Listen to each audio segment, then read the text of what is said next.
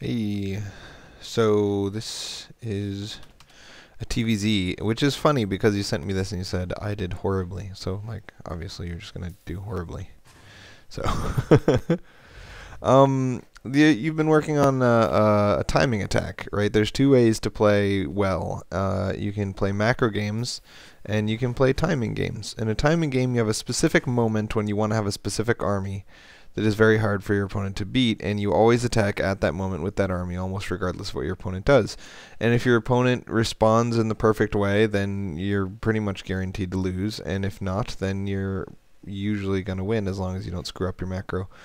And timing attack styles often transition into late game macro styles.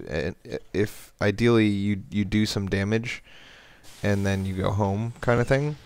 Or so those are the three things: you either get destroyed, you do some damage and go home, or you win. And a good timing attack is going to win about 50% of the time, flat out, and lose far less than 50% of the time, and then the other games are going to turn into macro games. So this is not a timing attack style, I guess. It seems like it should have been. I don't know what's going on now. In TVZ, opening racks, command center, racks is not really valid, because if he baneling busts you at 6 minutes, you're not going to have enough to survive it. Even if you have bunkers, you can just go around them. Speedlings are super fast. So, you know, I guess Upgrade complete. this is you're attempting to do a macro style, which is cool. Idle worker. So this isn't what I was expecting. I was expecting the two-factory tank Hellion push. So let's see what's going on now. A fourth Rax. This is really, again, very bad.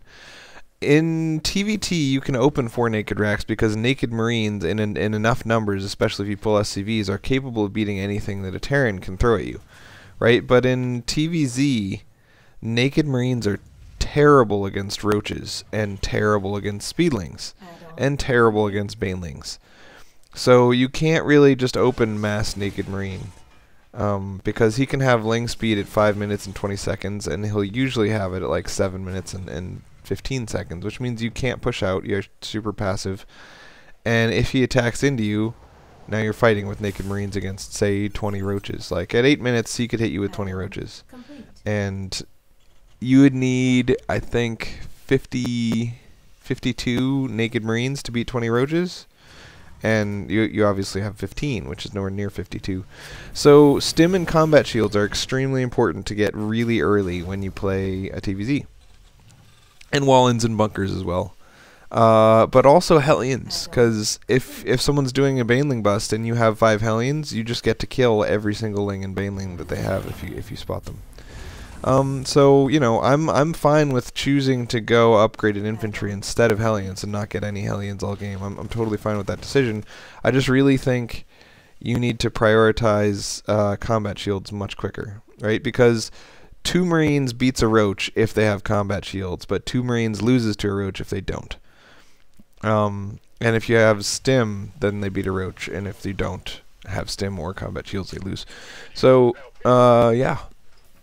It's just kind of important to have something that can beat roaches, I think.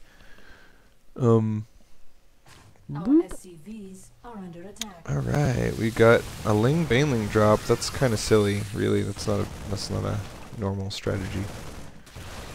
It worked pretty well because you didn't spot it coming in, but now that you know it's coming, you can throw down a third command center and really watch the minimap for it coming and move your workers out of the way before it gets here.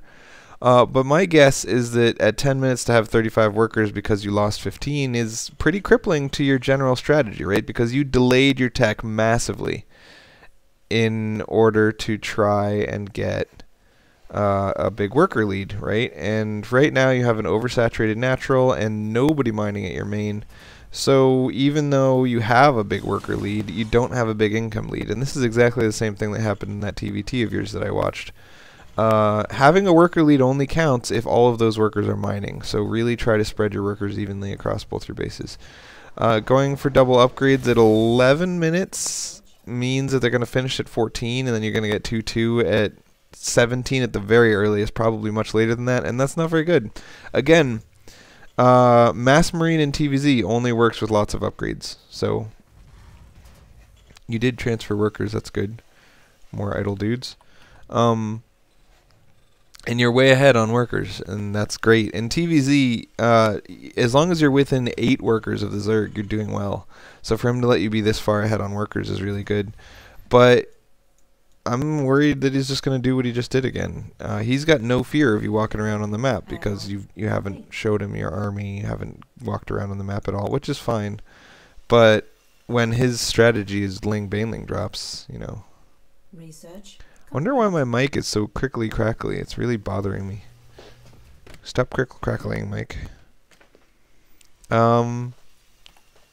So yeah, you're kicking a lot of butt macro-wise, but you're completely silly unupgraded Marines at 12 minutes in.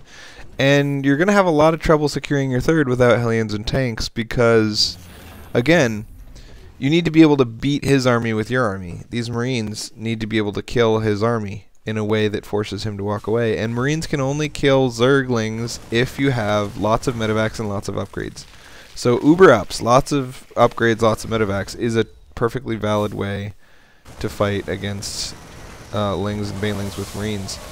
But you need the medevacs and you need the upgrades, man. So right now you got a bunch of kind of crappy Marines that you're trying to use.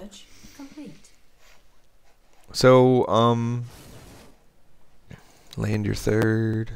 You're still not mining gas right here. Here comes that thing that I said was coming. You gotta watch for. He's obviously gonna do this again. People don't do that once. That was great though. Look at this. You're at 100 supply. He's at 0. So right now, anytime someone trades army for economy, it's a great time to attack. You could probably push out and win the game at this point. Right now, your army is more than double his, and you're 1-1 versus his. We'll see in a sec. 0-0. He's got basically nothing, and you've got a big army. Go win, go win. A really big vulnerability of the heavy Marine style also is passivity. Because Marines are good as soon as you get 2-2 and 6 medevacs, Marines become good for a short time until Broodlords and Ultralisks come out, and then Marines become bad. So it's kind of like the timing thing. It's just a much later timing. So often, and the Marine upgrades transition pretty well into Marauder Marine medevac, which does really well against Ultras. And Marauder Marine Medevac Viking, which does really well against Broodlords.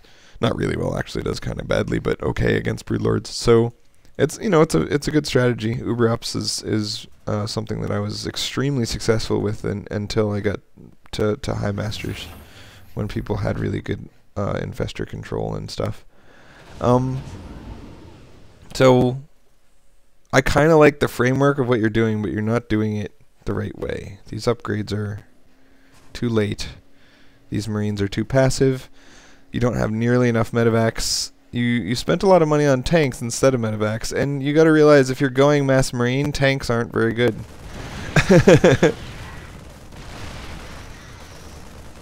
But I think you said in your email that you're basically just doing your TVZ here. Nice. This Zerg is so bad. You should definitely have killed him by now. Come on, baby. Let's do the twist. The perfect time for a drop to land is when he's attacking you. So when you saw that this was going to get cleaned up without any need for you to micro, this is when you should unload the drop. Lots. Oh, you dropped the mule energy. You got triple starports. Lots of. No, you don't have enough racks. But you know, at least you spent all your money. But the reason you spent all your money was because your income dropped to basically 0, and you've had like tons of workers and no income for a long time. Spread the workers out, man. You have 3 bases. Use all 3. Here we go. This is so when you drop, it's best for you to drop during a distraction to wait this long after his last attack and then drop. His whole army is going to be here waiting for you, and his whole army is nothing, so that's good. But that nothing is going to be prepared. This is going to go really well. That was a really good carpet bomb. Carpet bombing in general is extremely good against Zerg. Especially if you can pull them out of position, distract them somewhere else. So you're going to kill all of his tech and just rip him to shreds.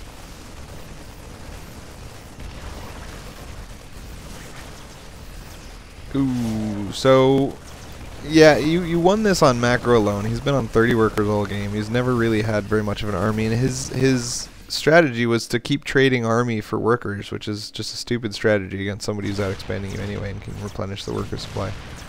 So yeah, you kicked his butt. I'm not surprised, but it could have been a lot better. You needed medevac sooner. You needed upgrades sooner. Take quadruple gas after you've taken your 4th racks, and just really emphasize